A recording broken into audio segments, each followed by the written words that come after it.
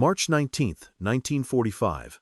In the cold, glass-black waters of Japan's inland sea, a chain of merchant ships crept forward in single file, their engines muffled, their lights extinguished, their lookouts scanning desperately for American submarines.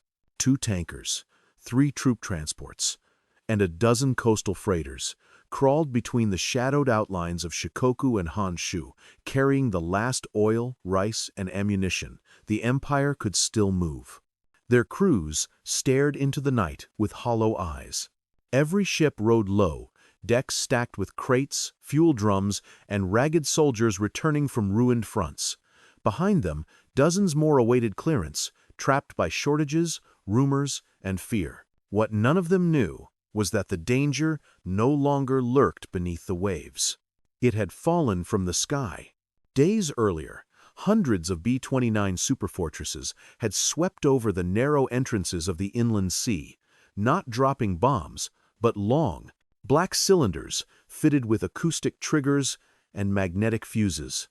Mines, dozens at first, then hundreds, then thousands, each one drifting into shipping lanes Japan had relied on for centuries, each one silent, invisible, waiting. Now, as the convoy drifted deeper into the bottleneck, the sea beneath them was no longer water. It was a minefield. Inside the lead transport, sailors whispered about submarines that did not exist. Officers argued about charts rendered useless overnight. Tanker captains clutched their wheels with white knuckles, unaware that their fates hung on currents they could not predict. Above them, the night seemed calm. Below them, American mines waited like coiled predators. It was the night the United States Air Forces sealed Japan's last lifeline and turned the inland sea into a trap from which no fleet could escape.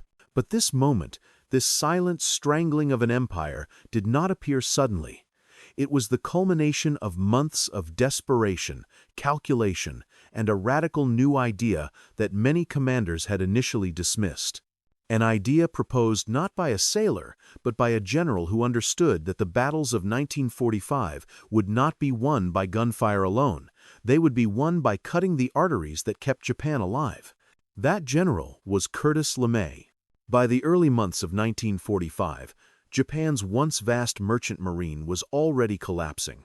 Years of submarine attacks, surface raiders, fuel shortages, and catastrophic convoy losses had gutted the Empire's ability to move anything across the Pacific. The waters stretching from the Philippines to Formosa were graveyards filled with hulls. Few ships ventured through them anymore, and those that did rarely returned. But inside Japan's inland sea, the sheltered heart of the archipelago shipping still moved, slowly, nervously, but it moved. Tankers carried the last drums of oil from what remained of domestic extraction sites. Tramp steamers ferried dwindling coal from Honshu's mines. Coastal transports carried rice and supplies between the factories of Osaka, the arsenals of Kure, and the naval anchorage at Hiroshima Bay. It was the Empire's internal bloodstream, protected by geography, narrow straits, and air defenses, too dense for earlier raids to penetrate. That flow of ships kept Japan's war machine breathing. Operation Starvation was created to suffocate it. The idea was brutally simple. Mine every entrance to the inland sea until not a single hull could pass through without risking destruction. Not by submarines waiting outside, not by destroyers waiting in ambush, but by the sea itself. In March of 1945, the bombing campaign shifted. The B-29 Superfortress, originally designed to bomb cities, was retasked to drop mines. Not a handful, not 100, but more than 12,000 over the course of the campaign. Mines of every type, magnetic, acoustic, pressure-sensitive, designed to trigger from the faintest change in current or sound. The inland sea would become an underwater minefield larger than anything the world had ever seen. On the night of March 19th, the first wave had arrived, dozens of aircraft flying low and slow in the darkness, carrying cylindrical weapons that fell silently into the sea and disappeared beneath the waves. The Japanese radar stations heard the aircraft. The searchlights pierced the dark. Anti-aircraft guns roared, but none of it mattered. The mines had already settled into place. Each one drifted until it found a depth where currents stabilized. Each one armed itself. Each one began listening for the vibration of propellers, the metallic pulse of a hull, or the magnetic signature of steel passing overhead. And the convoys kept coming. The ships passing through the Bungo Strait and Shimonoseki Strait that night, more than a dozen in a single column, still believed that submarines were the main threat. They believed that the narrowness of the straits protected them. They believed that no weapon could linger unseen for days, weeks, or months. But the mines could. In the lead transport, a soft tremor passed through the hull. The crew tensed. The engines continued pushing water behind them, vibrating the steel plates with rhythmic, familiar force. The officers felt sweat rolling down their backs. They had no way of knowing that the tremor was caused not by machinery, but by an American mine brushing the outer edge of its magnetic detection range, waiting for the final signal. Behind them, the second ship in line carried hundreds of soldiers evacuated from the Philippines. They leaned against the rails, staring out into a dark so thick it seemed to suffocate the world. Their uniforms were dirty, their boots cracked, their faces hollow. Many had not eaten properly in days. They believed they were going home to safety. They were sailing into a graveyard. The explosion came without warning. A magnetic mine triggered beneath the tanker's bow, the detonation erupting in a vertical plume of seawater that shattered the ship's entire forward hold. The bow lifted out of the sea, twisted, and collapsed in a shower of steel. Fire rolled across the deck. Men screamed. The blast echoed off the mountains of Shikoku like thunder splitting the night. The convoy froze. Engines cut. Lights flickered. Officers shouted warnings into the dark. Somewhere behind them, a second explosion shook the sea. Another ship struck a mine, then another. In the span of a single minute, the darkness became a canvas of flame and sound. The water boiled with the violence of steel rupturing and fuel spilling into the sea. Above them, the sky was empty. No aircraft circled overhead. No enemy ship approached. The ocean itself was killing them. What the survivors did not know was that this was only the first result of an operation that would cripple Japan's internal economy. After the first wave of mining in March, the United States Air Forces studied the results, examined Japanese shipping patterns, and expanded the operation. New waves of B-29s flew every few nights, dropping more mines into every strait, feeding the inland sea Shimonoseki Strait, Bungo Strait, Huchinada, Ionada, and the approaches to Kure and Hiroshima. In the daytime, Japanese minesweepers rushed out to clear channels. Their crews worked frantically, lowering paravanes and mechanical sweeps into waters that had once been routine routes. But every day they swept, new mines appeared. They could not keep up. Minesweeping vessels struck mines themselves. Steel-hulled ships detonated magnetic charges. Wooden-hulled craft triggered pressure mines. Even small fishing boats vanished without warning. By April, the inland sea was becoming unnavigable. By May, it was transforming into a trap. By June, it was nearly sealed. The Empire's lifeline was suffocating. Inside the major ports, Kure, Kobe, Osaka ships began to accumulate. Tankers filled the harbors, unable to leave. Transports overloaded with rice and coal sat idle. Troopships that had once carried thousands across the Sea of Japan were now trapped, waiting for minesweepers that never came. The inland sea, once the busiest internal waterway in East Asia, slowed from 100 ships a day to barely a dozen, then to a handful, then to none. American reconnaissance flights photographed vessels anchored in clusters, ships packed so tightly their hulls nearly touched. In Hiroshima Bay, transports remained tied to each other, their stacks cold, their engines silent. In the naval base at Kure, cruisers and destroyers sat idle, incapable of leaving harbor without triggering mines. The battleship Haruna, the cruiser Aoba, the carrier Amagi vessels that had survived years of war were now prisoners of a sea they once ruled. Operation Starvation had trapped more than 180 ships inside Japan's inland sea.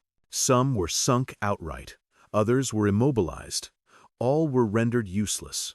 For the Japanese High Command, the implications were catastrophic. Fuel could no longer move from the few remaining sources in northern Honshu to the factories in the south. Rice could not be transferred from Kyushu to the cities that needed it.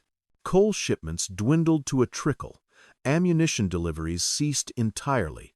The Imperial Navy's remaining warships, already low on fuel, were stranded in their anchorages.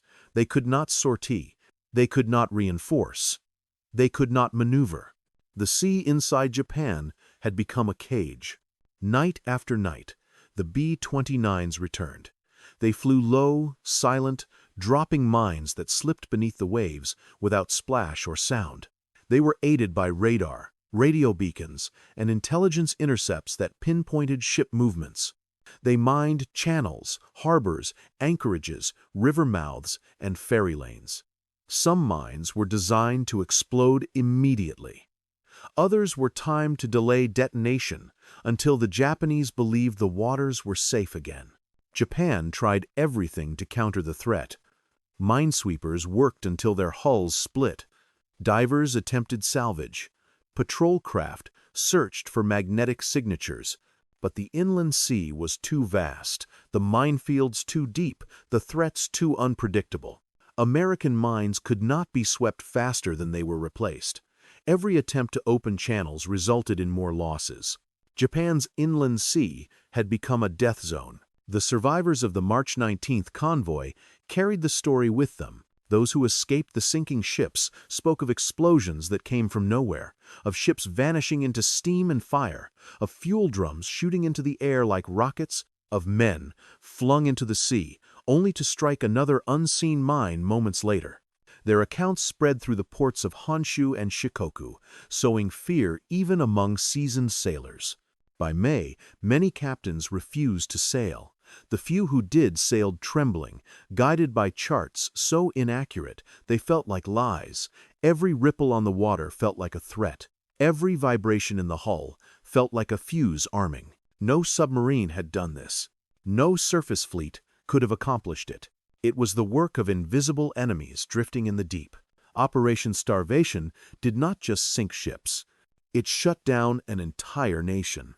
As the inland sea froze, factories across Japan began running out of fuel, steel mills slowed, ammunition plants remained idle, power stations struggled to produce electricity. Cities in western Japan experienced their first rolling blackouts.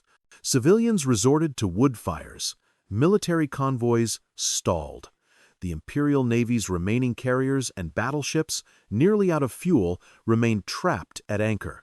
When American forces finally examined the records after the war, the numbers were unequivocal. Mines had cut Japan's coastal shipping by more than 70%. In some regions, it dropped by 90%. Entire prefectures were left isolated. Production collapsed. More than 180 ships were sunk or immobilized in the inland sea and its approaches. Thousands of smaller vessels were destroyed. And the survivors' warships that had once carried the rising sun across the Pacific were left helpless, unable to move even 1 mile beyond their anchorages. The inland sea, once the empire's most secure and sacred waterway, was sealed shut.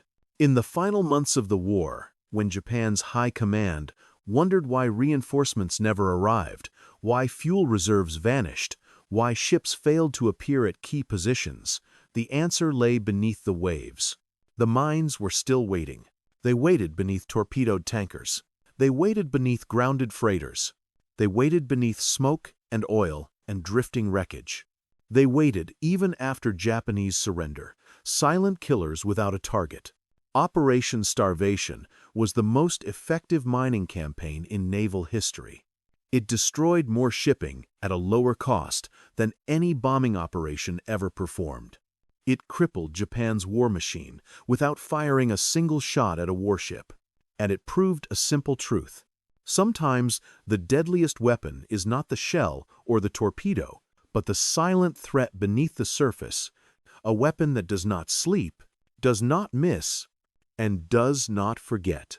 When the war ended, the inland sea was a quiet graveyard, dotted with rusting masts and floating debris fields. Beneath its calm surface lay the skeletons of ships that once fed an empire. Beneath its sands lay the remnants of minds that had rewritten the fate of a nation. The sea that had sustained Japan for centuries had been turned against it, its arteries sealed, its ships trapped, its fleet shattered without ever firing back. It was the night the United States Air Forces did not just mine a waterway. They mined the heart of an empire and ended its ability to fight forever.